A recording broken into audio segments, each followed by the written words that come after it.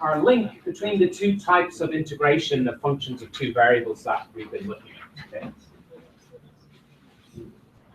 Let's just look again at the statement of Green's theorem. Okay, we can recognize it as linking together, saying something about the two types of integral. Okay, because on the left-hand side, you have what we recognize as a path integral, an integral along the path C of a linear differential form p dx plus q dy. Right.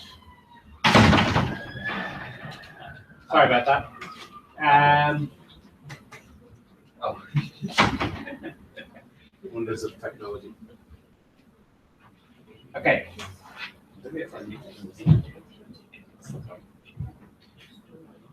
Okay, sorry about the visualizer. So on the left-hand side, we have an integral along a curve, C. On the right-hand side, we have a double integral over a two-dimensional region. When you look at the statement of it, we see that our region R is a simply connected region, meaning, in rough terms, a region composed of a single connected block, okay? Not in different connected components and not with any holes in it. So that the region, with just being a single connected blob, the boundary of the region is a simple closed curve of one component. Okay? That's what the little circle in the integration sign indicates here. It indicates that this curve C is a closed one. It starts and ends at the same point. And Green's theorem says that while integrating any linear differential form, p dx plus q dy, over the closed curve C, the simple closed curve C, that is the same as integrating the difference of the partial derivatives, dq dx minus dp dy, doing the double integral of that over the interior of the region enclosed by the boundary curve. Okay. And one application we can give of it is this nice application that there are, and this isn't the only way to do this, there are a few different ways to do this, but if you carefully choose P and Q, so some simple choices of P and Q mean that the integral on the right, the double integral from Green's theorem, becomes this trivial integral, the integral of the constant 1 dx dy. Now that's important because, so for instance, if we choose the function p to be minus y and the function q to be x, okay, then the derivative of p with respect to x and the derivative of q with respect to y, they're both equal, well, they're equal to 1 and minus 1. So when we subtract them, we get 2. Okay? But we're then just left with the double integral of dx dy over the region. And that gives you, that exactly gives you the area of the region. Okay? So this latter integral, the double integral of r dx dy, that represents the volume lying over the region and bounded by the surface of constant height 1. So in other words, it's the area of the base region R. So then this is giving us, what this gives us is a certain kind of path integral we can do around the boundary of a region. So take this 2 over the other side, becomes a half. Integrating a half times x dy minus y dx around the region, and that should give us the area of the region enclosed by the boundary curve. Okay. And we can see an example of it here, example 1.24.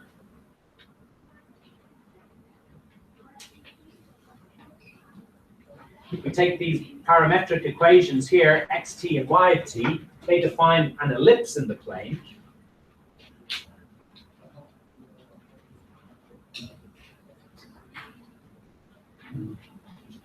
So this is an ellipse centered at the origin. Yeah,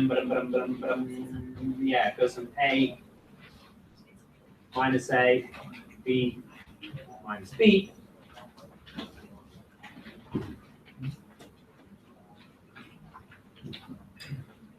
X is A cosine of t, y is B sine of t. These are the parametric equations for the ellipse.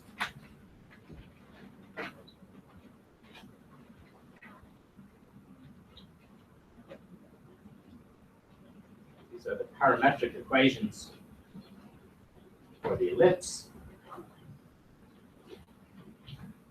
equals x squared over a squared plus y squared over b squared equals 1. And then using this idea from Green's theorem, we can express the area of the region enclosed by the ellipse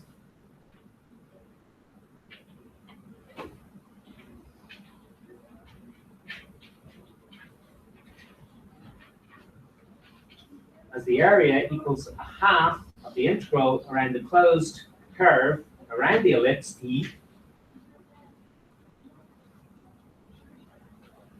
of x dy minus y dx.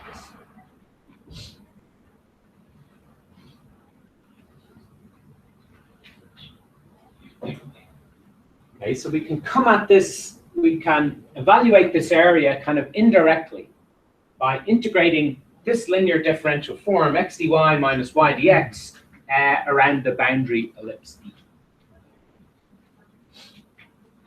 So because we have x and y presented in parametric information, we can perform this integral by substituting in those parametric equations, and it should become a simple integral with respect to t. Okay.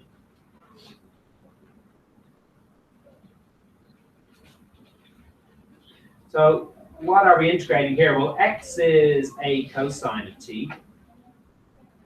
And what is the differential dy? Well, the differential dy here will be b times the cosine of t. And when we need it, the differential dx will be minus a times the sine of t. So here's x multiplied by the differential dy, which is b times the cosine of t. And then we're subtracting y, which is b times the sine of t, and multiplying it by the differential dx, which is minus a times the sine of t. And all of this is integrated with respect to t. And between what values of t do we have to integrate to traverse the ellipse once? Well, t is like the angle, because these are cosine t and sine t. So we need to integrate t from 0 to 2 pi. Okay, that will integrate around the ellipse, starting at this point here, point A on the x-axis, going around anti-clockwise, and then returning to A when t is equal to 2 pi.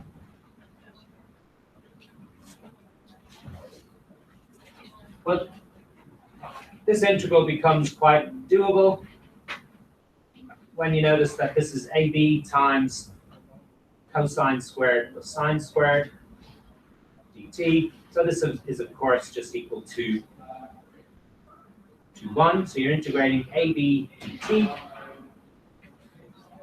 But A and B are just constants. And you're integrating from 0 to 2 pi. So that just gets you 1/2 AB times 2 pi, which is equal to, so the 2's cancel, and you have pi.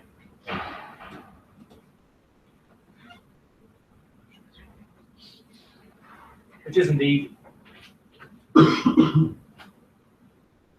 the area of the ellipse. And B, when A and B are actually equal to each other, equal to some value r, then you have, i.e. the ellipse is equal to the circle. And then the area is, of course, the well-known area of the circle, pi r squared. So that area expression for a circle, pi r squared, it's actually just a special case of the general expression pi ab for the area of an ellipse, with where A and B are the lengths of the two axes of the ellipse. But that shows us an application of Green's theorem, where we can get at the area of the region enclosed by the boundary curve by just performing an integral along the boundary curve itself.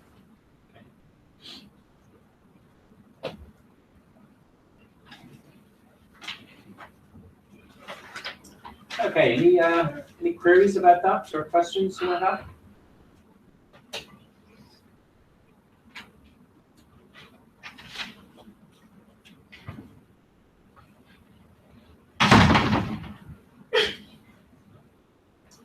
Okay, so then we come on to the final section, which is on path dependence and independence.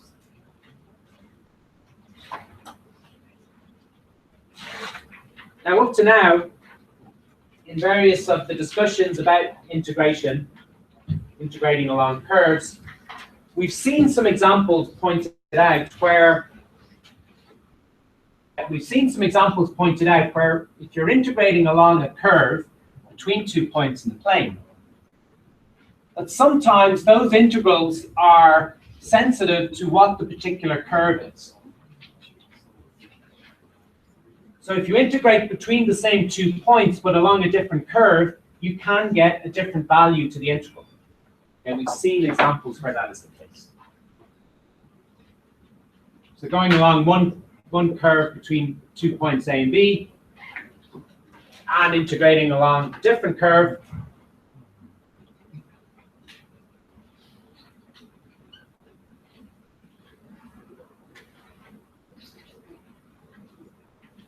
curve 1, curve 2. There's no guarantee that these two, integrating along these two curves, is going to give you the same answer. So in general, the integral along C1 of a linear differential form pdx plus qdy will not be the same as the integral along C2.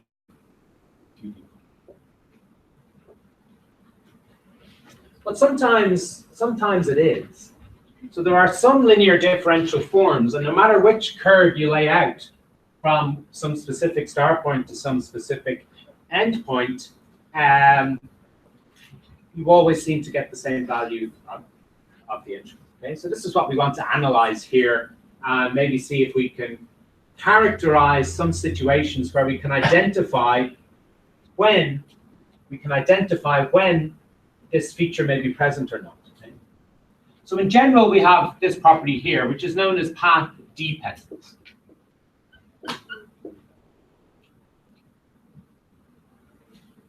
Meaning the value of the integral depends on what the path is. If you choose different paths, you're probably getting different values to the integral. And that's not surprising because you're passing through different points when you go along different paths. Okay? So it's a special situation. It's a very special situation. Special in terms of the P and Q.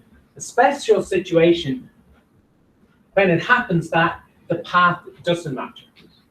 When the only thing that affects the value of the integral is the start point and the end point, and it doesn't matter whether you go along the straight line between the 2 points or you take some wandering curvy diversion between the 2 points. So that will be called path independence. The value of the integrals is independent of the particular path. But that's special behavior. It only happens in very certain situations. Okay? So in Theorem 1.6, we capture, with the help of Green's theorem, we can capture or characterize that situation, saying that if the linear differential form satisfies this property here, so if the two derivatives, dp dy and dq dx, remember p is the function multiplying the differential dx and q is the one multiplying dy. When the partial derivatives with respect to the other variables, so to speak, dp dy and dq dx, when those are the same, then the integral from along a curve from A to B will always have the same value, no matter what path is chosen between the endpoints. So in other words, the integral of p dx plus q dy from A to B will be path independent. Is the way we phrase it.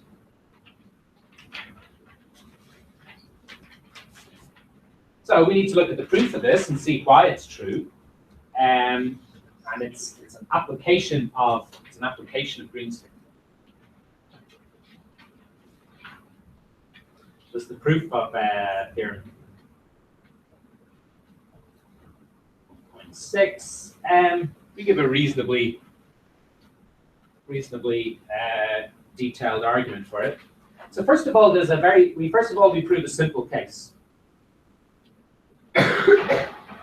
Assume the two paths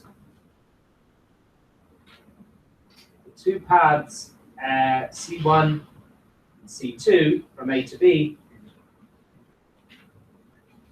only intersect at their endpoints.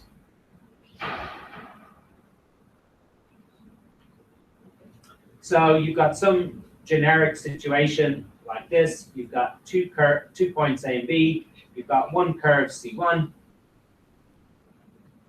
between them, and another curve C2 between them. And what's simple about this case is that the 2 curves are not crossing over.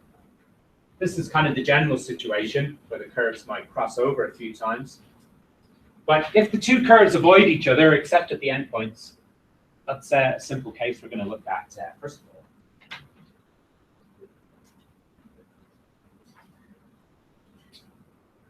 So here, notice that the curve, let's call it D, the curve D, which is C1 minus C2. Or when you're talking about adding up curves and multiplying curves by plus or minus 1. So C1 minus C2 will mean the curve going along C1, and then minus C2 means along C2 in the reverse direction. Okay. This is a simple closed curve. Enclosing a simply connected region of the plane. Okay, so we could apply Green's theorem to it. We've got a simple closed curve D going along C1 and back along C2. That encloses one of these uncomplicated, simply connected regions of the plane. Okay. So Green's theorem can be applied.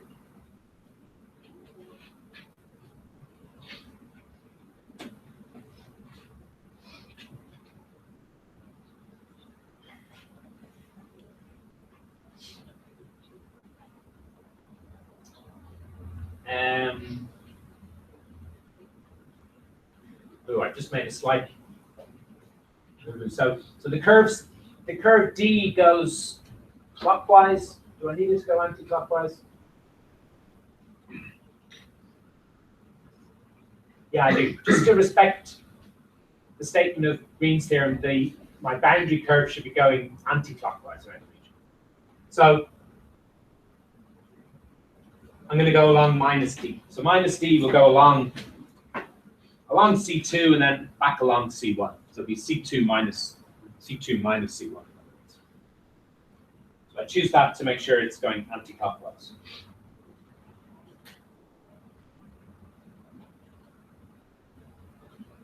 This goes anti-clockwise. So I need that for the application of Green's theorem. So I'm going to integrate p dx plus q dy. And Green's theorem tells me that this is the double integral over the region R enclosed by these 2 curves of dq dx minus dp dy.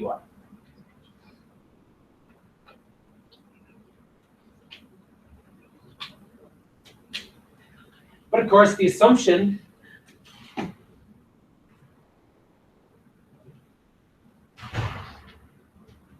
we're making is that these 2 partial derivatives are the same. That's the assumption in the statement of the theorem.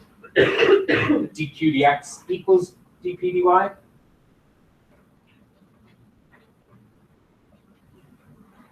That's the assumption that we have. So here, we're actually just doing the double integral of 0. So you're integrating the 0 function across the region. So that is going to give you the value 0.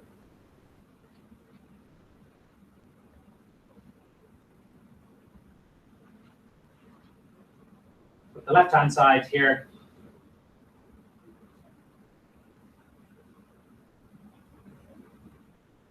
can be expressed as, well, D is C2 minus C1, so we can express that as the integral along C2, p dx plus q dy, minus the integral along C1, p dx plus q dy.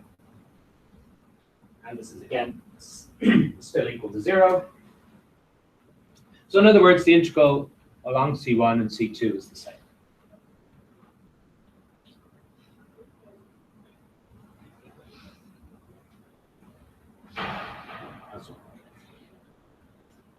So if it's the case that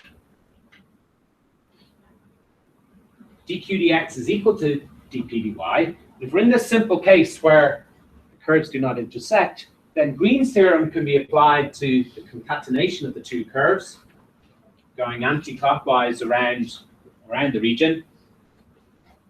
And because the two partial derivatives are the same, the double integral is cancelled out. You're just integrating the zero function. But the left-hand side is just the sum of the two integrals, once along one curve, and minus the integral along the other curve. So therefore, the two integral sides.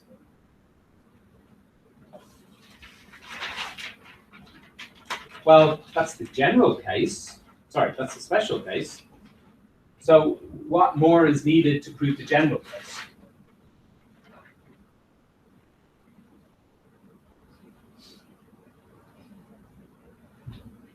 The general case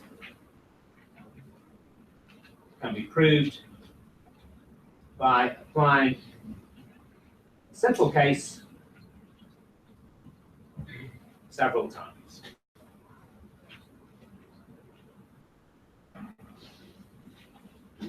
So, what am I talking about here? So here we might have our 2 points A and B, and we might have some curve between them.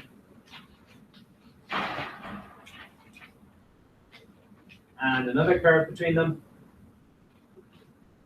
And then they intersect a few times. But what we can do now is we can consider all these points of intersection. And consider all those points of intersection and break the two curves up as follows. So we'll suppose so here we got two curves, C1 and C2. C1 being the black one, C2 being the red one. But we can break them up now. Let's call this first part of the curve here, we'll call this C21. This curve here we'll call C22. So we'll just use an indexing to break the curve C2 down into its various components. Okay. Each arc of C2 from one of these intersection points on to the next one will break up the curve C2 like that, and do the same thing with the curve C1. You got C11 there, C2, C12 there, C13, C14, etc.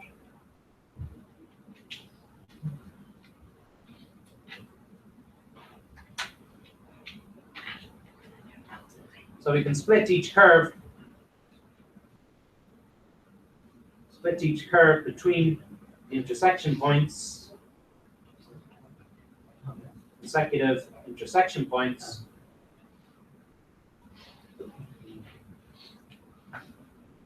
So we got C1, the curve C1 being a sum over J, C, C1J, and the curve C2 you've got as the sum over J, C2J.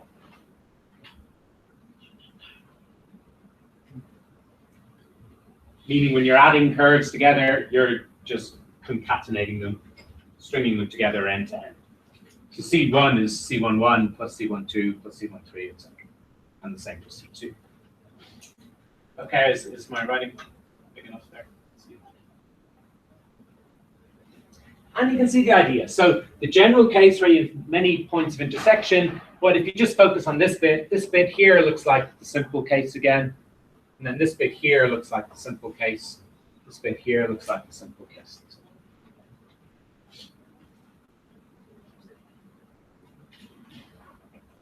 So again, consider the concatenation. It's one of my favorite words. Concatenation just means taking this thing and putting it up against this thing. So concatenating curves means you can do that when curves line up at their start and end points. You go along one curve first and then along the next. Concatenation. the concatenation D, which we want to go anti-clockwise this time, so we do C2 minus C1, let's say. But you can express this as the sum over J, C2J minus C1J.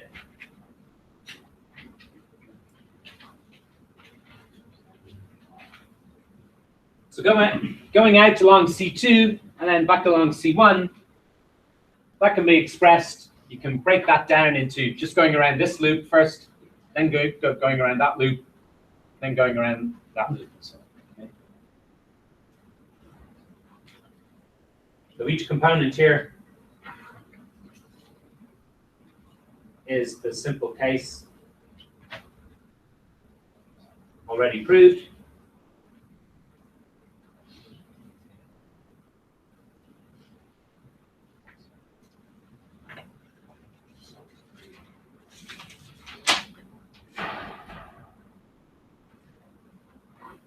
So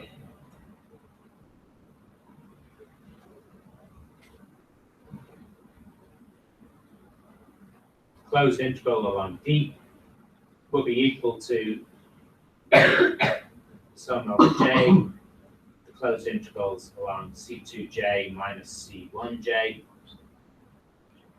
But that's equal to just a sum of zeros by the simple case. So that's just equal to 0. So that's going to imply that the integral along C2 equals the integral along C1.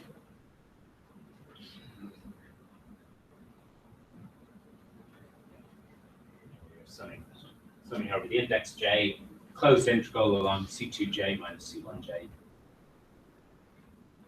But each of these integrals, that's just an example of the simple case.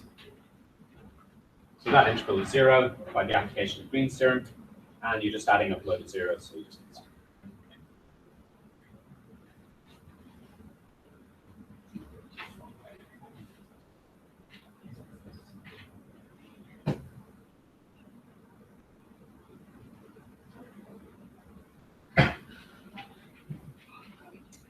okay, then let's have a look at an application of that. So when you recognize that path independence is happening, because the two partial derivatives of P and Q are the same, dp dy and dq dx are the same, then that gives you some freedom in choosing the path of integration.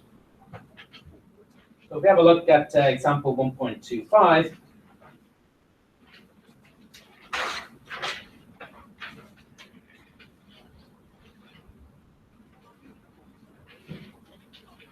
this shows an application of this.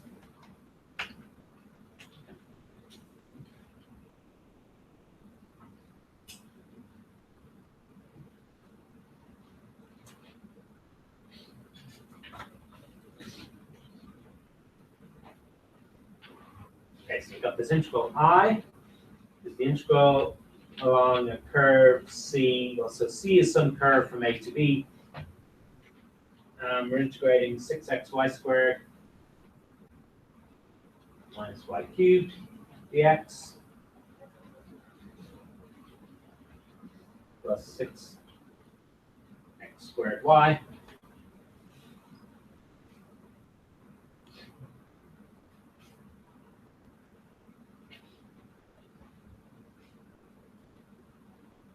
That's 3x y squared.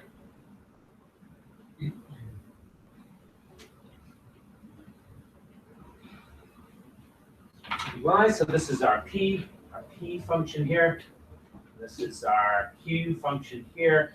And we observe that when you look at the partial derivative dp dy and dq dx,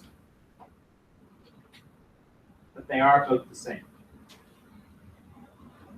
dp dy gives us 12xy minus 3y squared. And dq dx again gives us 12xy minus 3y squared. And we want to do this integral along a to b, where a is the point 1, 2.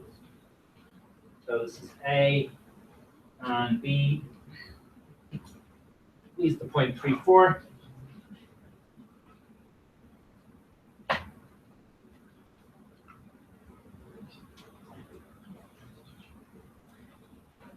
So the question is just evaluate this integral. Well, so we see that the two partial derivatives are the same. So since dp dy equals dq dx, I is path independent. So we're free to choose any path. So rather than dealing with, in some sense, the simplest path might be the straight line, but for the purposes of integration, it's slightly more convenient to go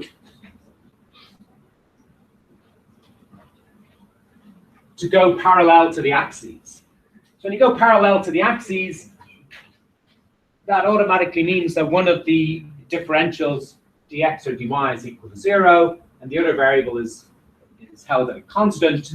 So that generally simplifies the integration quite nicely.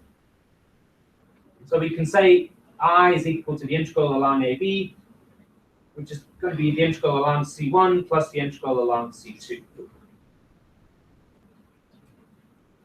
And on C1, so what's happening at C1? Y is always fixed at the value 2.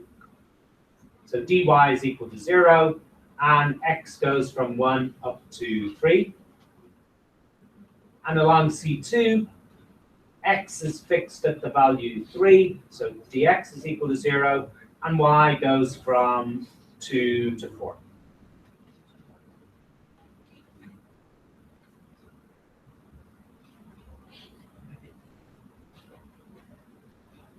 So continuing this equation here, the integral along C1, dy is equal to 0, so we don't need to consider the q dy part. And y is fixed at 2 here, so you got 6 times 4, so it's the integral of 24x minus, what's that, minus 8. You're integrating that with respect to x from 1 to 3. And then you're adding on the integral C2. And here dx is 0, so you don't need to deal with pdx. And x is fixed at 3. So 6 times 9, 54y minus 9y squared dy. And y goes from 2 to 4. So having the freedom to choose the path you're integrating along means, depending what the context is, you can choose nice, simple paths. And convert the integrals into something quite straightforward.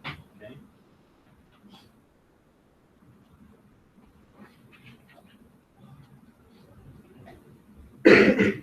So you could evaluate those, whether they're just simple one-dimensional integrals, and it's looking a lot easier now than even going along the straight line. You're still dealing with the linear relationships. You're still going to have x's and y's all the while, but you can do it, of course, convert it into one variable, but just this is a lot quicker. Okay, so that now opens up exercises 1.9 as well, I think. 1.9, yeah. So in the tutorial this week, we could have a look at any remaining exercises from 1.8 and exercises 1.9. And then in the second term, then we'll be ready to start chapter 2 on